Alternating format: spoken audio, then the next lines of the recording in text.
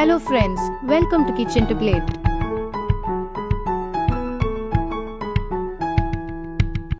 Exam முடிஞ்சிச்சுமா, எனக்கு இன்னைக்கு ட்ரீட் வேணும், ஏதாவது ஸ்வீட் பண்ணி கொடுக்குறியா அப்படின்னு என் பொண்ணு கேட்டா. கிச்சனுக்கு போய் பார்த்தா வெறும் சேமியா தான் இருக்கு. இதை வச்சு என்ன செய்யலாம்னு யோசிக்கும் போது தான் ஒரு ஐடியா தோணுச்சு.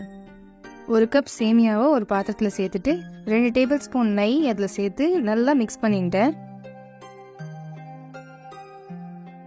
பாத்திரத்தில் 2 table spoon cornflour, 2 table spoon milk powder, 3-4 table spoon அளவு சர்க்கரை, 2 பீஸ் குங்குமப்பூ, 1 டம்ளர் ஃபுல்லாக பால் சேர்த்து இது எல்லாத்தையும் நல்லா மிக்ஸ் பண்ணிட்டேன். இதை கட்டி இல்லாமல் மிக்ஸ் பண்ணிவிட்டு கேஸில் வச்சு மிக்ஸ் பண்ணால் இந்த மாதிரி கட்டி ஆகிடும். கலரும் லைட்டாக சேஞ்ச் ஆகிடும். இந்த மாதிரி ஒரு பாத்திரத்தில் 1/4 கிளாஸ் தண்ணி சேர்த்துக்கோங்க. 2-3 டீஸ்பூன் சர்க்கரை சேர்த்து இதை சர்க்கரை கரையிற வரைக்கும் மிக்ஸ் பண்ணிக்கோங்க. கூடவே ஒரு ஏலக்காயை நசுக்கி இதில் சேர்த்து ஃப்ளேவருக்காக மிக்ஸ் பண்ணிவிட்டு நல்லா கொதிச்சதுக்கப்புறம் கேஸ் ஆஃப் பண்ணி தனியாக எடுத்து வச்சுக்கோங்க. ஒரு மிக்ஸி ஜாரில் நம்ம செஞ்சு வச்ச மில்க் மிக்சரை 3 டேபிள் ஸ்பூன் சேர்த்துக்கோங்க. இது கூட நம்ம வீட்லேயே செஞ்சு வச்ச பன்னீரை 50 கிராம்ஸ் சேர்த்துக்கலாம். இது கூட நம்மள்கிட்ட இருந்துச்சுன்னா பாலாடை 1 டீஸ்பூன் சேர்த்துட்டு இதை நல்லா நைஸாக அரைச்சி எடுத்து வச்சுக்கோங்க.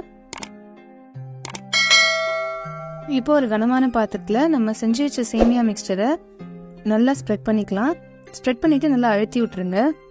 நல்லா ஃப்ளாட் பண்ணதுக்கப்புறம் இது மேலே நம்ம செஞ்சு வச்ச க்ரீமை சேர்த்து ஸ்ப்ரெட் பண்ணிக்கோங்க.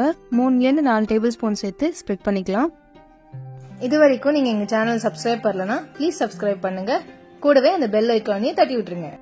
இந்த மாதிரி ஈவனாக ஸ்ப்ரெட் பண்ணி விட்டதுக்கப்புறம் இன்னொரு லேயர் ஆஃப் சேமியா மிக்சரை இதில் சேர்த்து அது நல்லா க்ளோஸ் ஆகுற மாதிரி ஸ்ப்ரெட் பண்ணிக்கிட்டு அமுத்தி விட்டுக்கோங்க. நல்ல சூடான தவால ஒரு 5 நிமிஷம் போல் வச்சு சூடு பண்ணிக்கோங்க. மீடியம் ஃப்ளேமில் இருக்கணும். ஒரு சைடு வெந்த உடனே இன்னொரு சைடு வேக வைக்கிறதுக்கு இன்னொரு கனமான பாத்திரத்தில் இதை ட்ரான்ஸ்ஃபர் பண்ணிக்கோங்க. அது திருப்பி சூடான தவால 5 நிமிஷம் போல் மீடியம் ஃப்ளேமில் வச்சு எடுத்து வச்சுருங்க.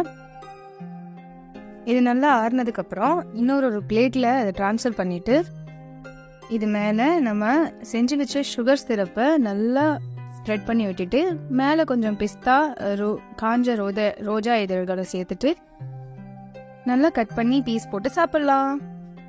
சுவையான குனாஃபா ரெடி ஆயிடுச்சு. குட்டிமா, ஸ்வீட் கேட்டால ட்ரீட்டுக்கு வா சாப்பிடலாம். இந்த ரெசிபியை ட்ரை பண்ணி பார்த்துட்டு எப்படி வந்ததுன்னு எங்கள் கமெண்ட் செக்ஷனில் சொல்லுங்கள்.